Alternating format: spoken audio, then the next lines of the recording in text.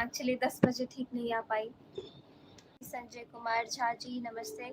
कमलेश कुमार जी, रविंद्र खंडरिका जी बोल रहे हैं thanks for sharing to love और जी, मुकेश जी, जुक्ताधिकारी जी, शुभ जानकी जयंती, उदय मावलंकर जी नमस्ते, सुहेल जी,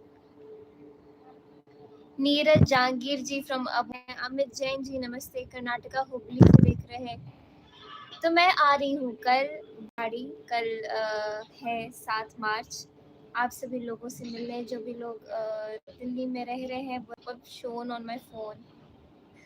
सूरज जी, मैं रोज इसी समय 10 बजे करीब लाइव जाती हूँ अपने फेसबुक पेज पर। आप सभी लोग मुझसे रोज जुड़ेंगे तो मुझे और अच्छा लगेगा।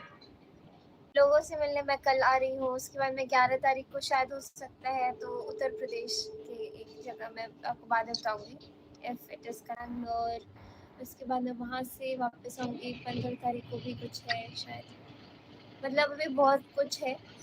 ऊपर से भी घर का भी वो नहीं कर पाई क्योंकि एक तो मैंने जब से इसमें स्विच किया है मैकबुक प्रो में, तो वो सॉफ्टवेयर इसमें नहीं चल रहा है। सब कुछ जो होते जा रहा है, अपडेट होते जा रहे हैं, वो करते जाओ। और जैसे ही सब ठीक होगा तो मैं फिर से रामचरितमानस जैसे